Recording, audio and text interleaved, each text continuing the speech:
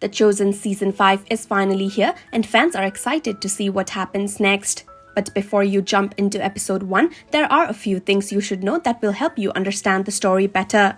These details will prepare your heart and mind for what's coming and make the season even more meaningful. From the very first scene of episode 1, you'll be pulled into a powerful moment from the Bible. There's no slow build-up this time. The story begins with strong emotions and major events, so make sure you're watching from the beginning or you'll miss something important.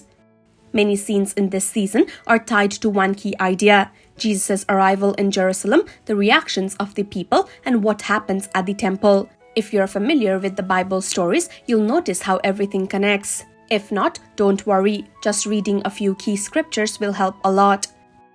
The writers and actors from The Chosen say reading John's Gospel, Psalm 118 and 1 Kings can give you a clearer picture of what's happening in Season 5. This part of the Bible shows how Jesus is different from the kings before him, especially Solomon.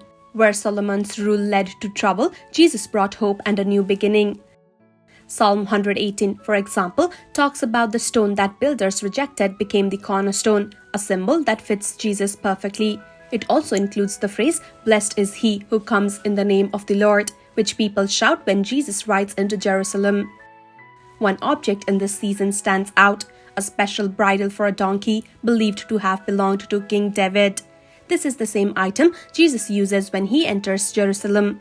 It's not just a prop, it reminds us that Jesus is the new son of David, not like Solomon, who misused his power, but a savior who brings real peace and life. After entering the city, Jesus goes to the temple, and what happens next is intense. He flips tables and drives out the people selling animals for sacrifice. He's angry, and it's not just because people were buying and selling, it's because the leaders were taking advantage of worshippers. They were turning the house of God into a place of greed. Jesus' anger was holy. It was about justice. He was standing up for the people, especially the poor, who were being hurt by a system meant to help them worship. There's another moment in the season that may seem small at first. Jesus curses a fig tree, but it's deeply symbolic. In the Bible, fig trees often represent Israel, especially its leaders. By cursing the tree, Jesus is sending a message. The people who are supposed to lead others to God are not producing good fruit, and this is connected to his actions at the temple. One of the strongest messages in Season 5 is this: will you trust Jesus even when life doesn't make sense? Many people in Jesus' time struggled to follow him because his actions were confusing or painful to accept. Some even believed in him at first, but gave up when things got hard. The same thing happens today. When life is filled with pain, unanswered prayers, or disappointment, do we still choose to follow him?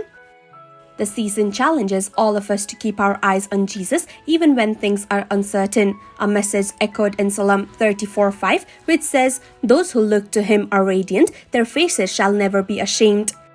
This season isn't just about big events like the triumphal entry or the temple cleansing. It's about how we respond when life gets hard. It's about choosing trust over fear and faith over doubt.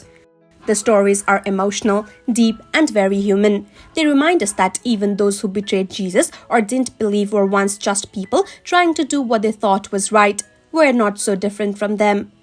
So before you watch, take time to read a few Bible passages. Reflect on what it means to follow Jesus in both good times and hard ones.